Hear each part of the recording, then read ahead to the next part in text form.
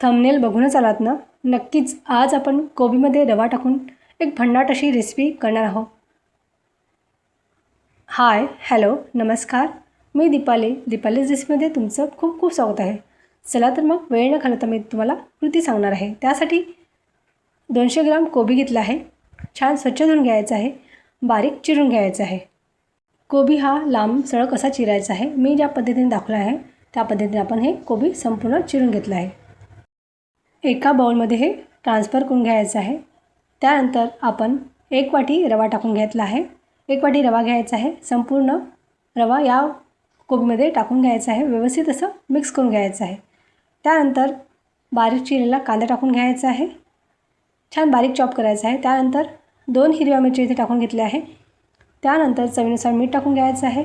अर्धा चम्मच धनेपूड टाकून घ्यायचं आहे. 2 चम्मच बेसन पीठ टाकून घ्यायचं आहे. त्यानंतर बारीक चिरलेली कोथिंबीर टाकून घ्यायची आहे. त्यानंतर पाव चम्मच इथे लाल तिखट घेतलं आहे. 1 चम्मच पांढरे तीळ घेतलं आहे. त्यानंतर पाव चम्मच हळद घेतली आहे. त्यानंतर आलं लसूणची पेस्ट घेतली आहे. ही पेस्ट मी घरी नेहमी करून ठेवते. त्यामध्ये आलं लसूण आणि कोथिंबीर असतं. छान जिरे टाकून बारीक अशी पेस्ट बनवली आहे.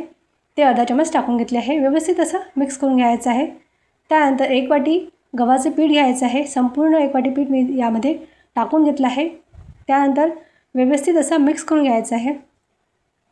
त्यानंतर थोडं पाणी टाकत आपल्याला याचा पातळ थोडासा, घट्ट नाही, पातळ थोडासा डो मळून घ्यायचा आहे. अगदी थोडं इथे दाखवत आहे त्याप्रमाणे आपल्याला पीठ मळून घ्यायचं आहे. थोडं पाणी टाकत व्यवस्थित असं पिठाला मळून घ्यायचं आहे. बघू शकता या पद्धतीने मी दाखवत आहे तुम्हाला. हे पीठ मळताना थोडं पाणी टाकतच आपला हा गोळा मळून घ्यायचा आहे. त्यानंतर छान डो तयार झाल्यानंतर थोडंसं अधिक अजून पाणी टाकून घ्यायचं आहे आणि सैलसर आपल्याला हा गोळा मळून घ्यायचा आहे. बघू शकता इथे मी करत आहे. थोडं पाणी टाकत आहे आणि सैलसर असा गोळा बनवला आहे. इथे मला थोडंसं घट्ट वाटलं आहे. परत अजून थोडं पाणी टाकून घेतलं आहे आणि छान सैलसर असा गोळा मळून घेतला आहे. तर आज मी सांगते की या पिठाचे आपण या कोबीचे आपण थालीपीठं किंवा पराठा, तुम्ही याला काही नाव देऊ शकता. हे आज कोबीपासून आपण अगदी पौष्टिक हेल्दी असं नाश्ता किंवा तुम्ही हे डिनरलासुद्धा खाऊ शकता किंवा लंचलासुद्धा खाऊ शकता. छान तवा घ्यायचा आहे. त्यामध्ये थोडं तेल टाकून घ्यायचं आहे. व्यवस्थित असं परतून घ्यायचं आहे. वाटीमध्ये पाणी घ्यायचं आहे आणि थोडंसं पाण्यामध्ये हात बुडवून हा एक गोळा घ्यायचा आहे.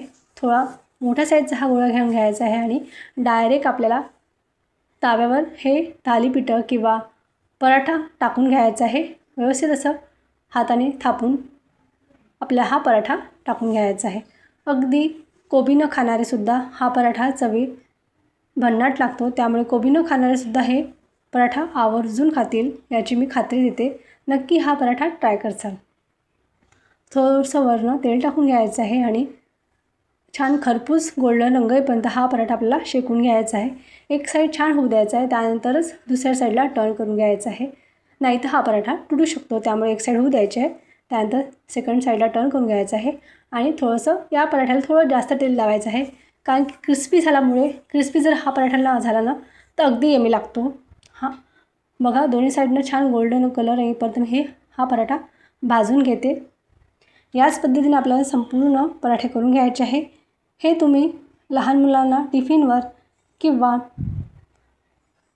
दुपारच्या वेळेससुद्धा हे पराठे बनवून देऊ शकता. रेसिपी आवडल्यास एक लाईक जरूर करा आणि चॅनलवर नवीन असाल तर चॅनलला सबस्क्राईब देखील करायला विसरू नका. अशाच पद्धतीने मी संपूर्ण पराठे किंवा थालीपीठं थापून घेते.